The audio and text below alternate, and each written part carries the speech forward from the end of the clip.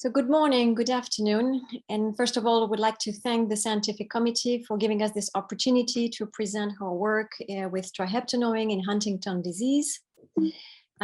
Briefly, the background of this research is actually to target brain energy deficiency in Huntington disease. And for the sake of time, I cannot present the various preclinical and clinical studies supporting the role of brain energy deficiency in this disease.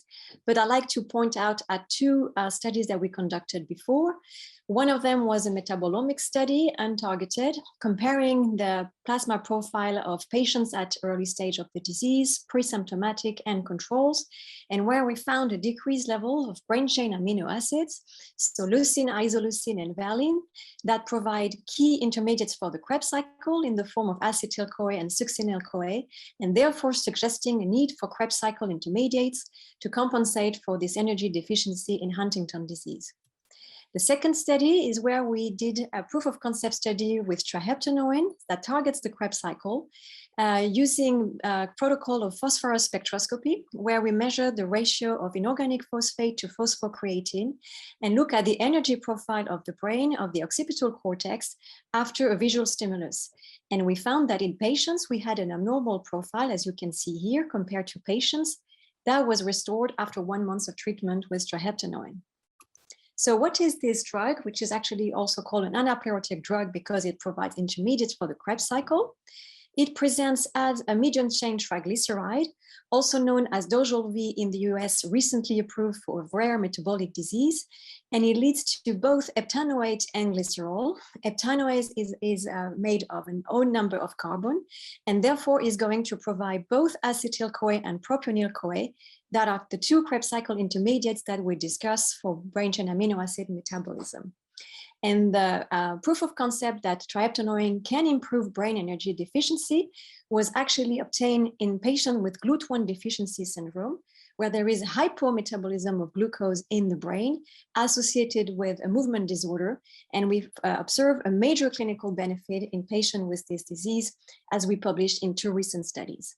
So back to Huntington disease, with our collaborators in Leiden and the group of Raymond Ross, we enrolled 100 patients at the early stage of the disease with a total motor score of the UHDRS below 40. Patients were randomized to triheptanoin or placebo for 6 months, and then there was an open label phase of 6 months. 86 patients completed the 1-year study, and among the 4 who dropped out, 9 were related to study drug and essentially in the form of gastrointestinal symptoms that were the only adverse events that we had to report. And per patient request, we actually offered a 12-month extension leading to a 2-year study, and about half of the patient opted to go for this extension. So we look at the UHDRS and the total motor score, but we also measure the caudate atrophy using the boundary shift integral method. That is a key method, very sensitive to change and looking at the age of the caudate. But we also did some microstructural analysis using both DTI, diffusion tensor imaging, with the limit that it cannot distinguish crossing fibers. And therefore we use this other method called pixel-based analysis that we recently published in Huntington disease that is able to distinguish this different fiber population within a voxel called pixel. So what did we observe? We didn't see a difference at 6 months between the 2 groups for the UHDRS, but we saw between baseline and 1 year, an almost significant difference of the UHDRS that was stable in the triheptanoin treated group versus the 2.5 increase that we usually see in a patient not treated over 1 year. And actually, there was a significant difference between 6 months and 1 year between the 2 groups, as you can see here. Regarding the neuroimaging metrics, we didn't find difference in the caudate BSI at 6 months. But looking at pixel-based analysis, and here we are comparing the triheptanoin treated group from baseline to 2 years, and the placebo arm from 6 months to 2 years, because this is when patients got treatment with triheptanoin, we can see that there are greater alterations in the placebo group, as you can see here, compared to patients with only mild alterations when they were treated for 2 years with triheptanoin. But more interestingly, we actually even found some improvement of fiber metrics at 2 years in other regions in both groups, because here again, these patients have been treated for 18 months with triheptanoin. So the main limitation of our study was that we only had a comparative arm for 6 months here to look at the efficacy of triheptanoin, but we could use an external parallel placebo group thanks to a concomitant study called EHDN that was conducted in 5 centers in France, about the same size with 100 patients at the early stage, the same kind of evaluations, and assessing the benefit of resveratrol over 1 year versus placebo. Of course, before we could compare the triheptanoin treated group for 1 year and the placebo arm of that study for 1 year, we assessed that there was no difference between the two cohorts for age, disease duration, total functional capacity, UHDRS, and CAG repeat.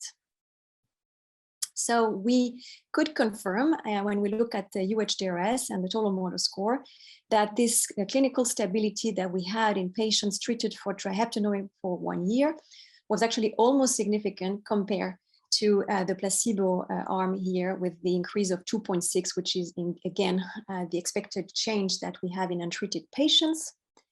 But very interestingly, we could also find a very significant difference in the caudate atrophy in patients treated with triheptanoin compared to here the resveratrol placebo arm.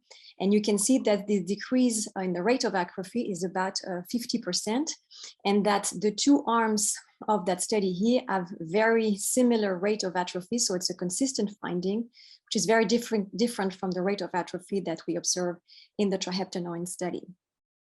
So in conclusion, triheptanoin here was associated with clinical stability, at least as we evidenced by the total motor score of the UHDRS. But it also showed a decrease in the rate of atrophy of the caudate by 50% if we use this external placebo group as a control for 1 year. And this is prompting us to consider a phase 3 study to assess more largely the benefit of triheptanoin in this disease and its capacity to improving energy deficiency. I'd like to thank, of course, all the amazing patients and family who join us in this adventure, all of our group of neurologists, the dietitians, and study coordinators, the neuroimaging analysis with Isaac Adaniego, the statistician Eric Vico, and of course the major collaboration with Alexandra Dur and Raymond Ross, and Ultragenics for funding the study. Thank you very much for your attention.